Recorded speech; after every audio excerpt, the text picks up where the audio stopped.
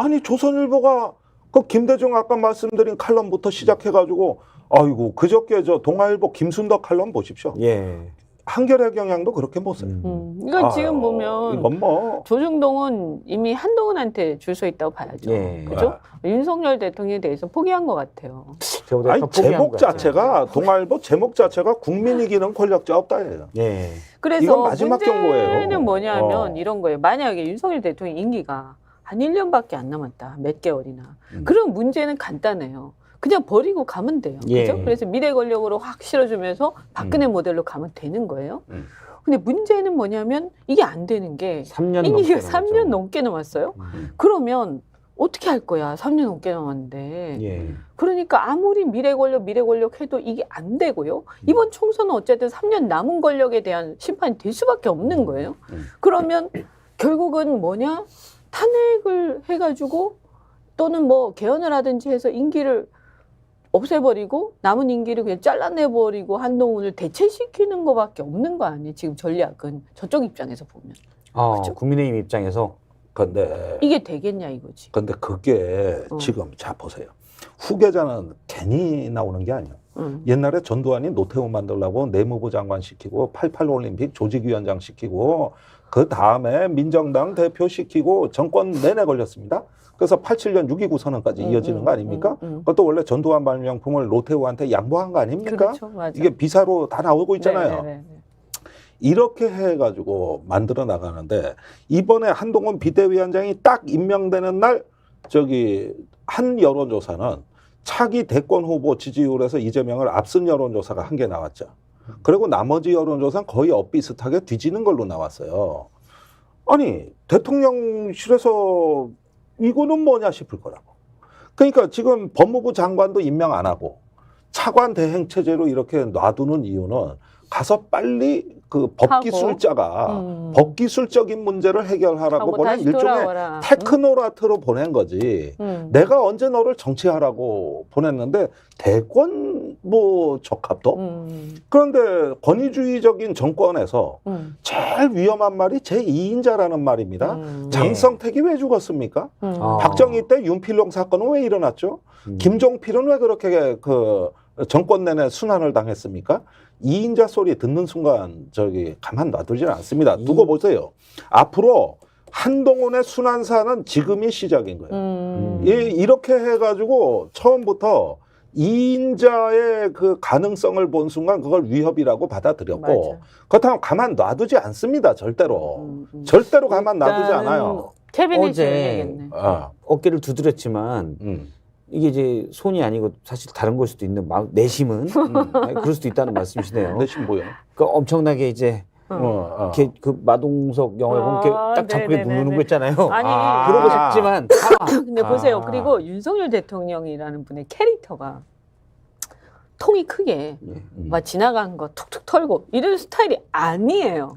원래 그럴 그런 줄 거라고 알았는데 생각들을 했지만 캐리 따봉 알고 사건에서 보니까 야 이거 엄청난 뒤끝 장렬하는 사람이구나 그런 거 아니에요? 그러니까. 그래서 누구 하나 눈곱만치라도 찍히면 가만 놔두는 적이 없어. 반드시 그죠? 그리고 심지어는 자기 그 윤핵관이라는 사람들조차도 고개 쳐들면 캐비넷 푸는 거 아닙니까? 네. 이런 얘기 우리 웃으면서 하다니 참 이게 전부 다 위헌적인 상황들인데 근데 어쨌든 이분이 그렇게 굉장히 속이 좁은 사람인 거예요. 그리고 이게 한 번 이렇게 뒤끝이 딱 생기면 끝까지 괴롭히는 스타일. 그리고 보면 예를 들어서 이재명 대표한테도 그렇고 박근혜 대통령한테도 그렇고 이 사람이 박근혜 대통령이 또 왜 그랬을까? 자기가 어쨌든 순환을 겪었잖아. 박근혜 정권 때.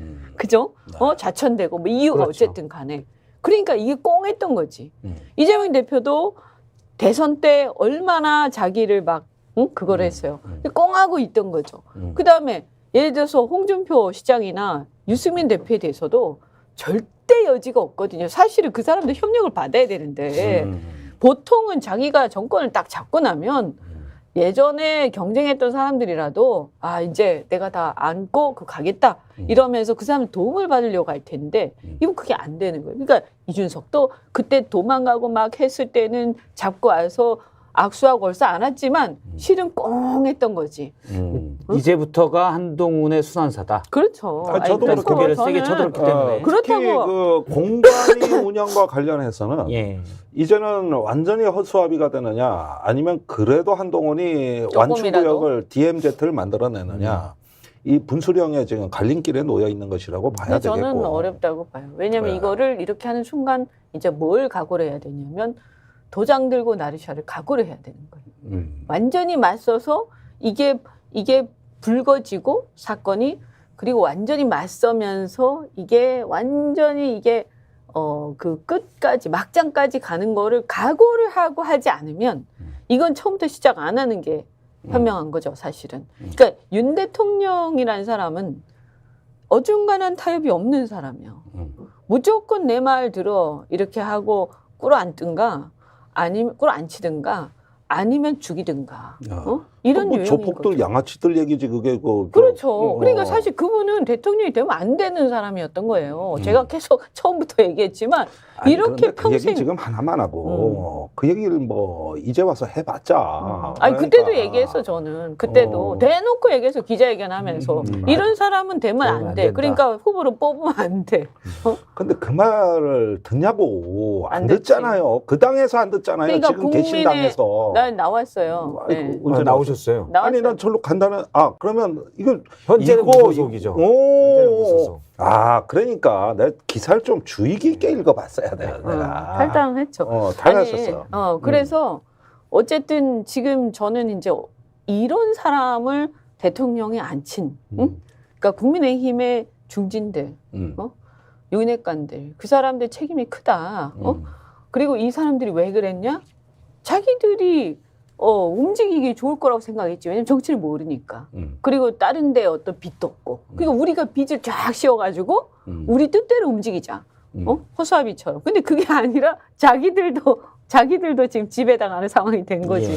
근데 지금 이런 문제의 심각성은 뭐냐면 우리 권력 구조가 겨우 이만큼 진화했구나. 그동안에 수없이 많은 항쟁에다가 그 많은 피와 희생에다가 이렇게 치러가지고 우리가 말 그대로 선진국이라고 자부하던 어떤 시기가 있었는데 대한민국 정치가 겨우 이 정도 진화해가지고 이건 뭐 옛날에 박정희, 김종필 얘기하던 때하고 지금 똑같은 얘기를 하고 있으니 그렇죠. 맞아요. 이게 사실 권력의 그렇겠다. 수준이 말이요. 왜 이제 투명성 이런 것들이 점점 사회가 시간이 갈수록 발전이 돼야 되는데 지금은 오히려 이제 더 권위주의적 그러니까. 사회가 되고 있다. 아니 법이나 제도를 아주 우습게 봅니다. 생각하지. 우습게 생각. 무슨 백주에 당무 개입을 하질 않나. 거기에다가 그것도 당무 개입이라는 말은 듣기 싫으니까 그리고 나서 바로 알리바이 만든다고 기사 내가지고 사천 때문에 그러는 것이다. 그 말이 그 명분을 말이지. 만들지. 아니 그게 뭐 알사탕이나 얼사탕이나 똑같은 거지 먹어보면은.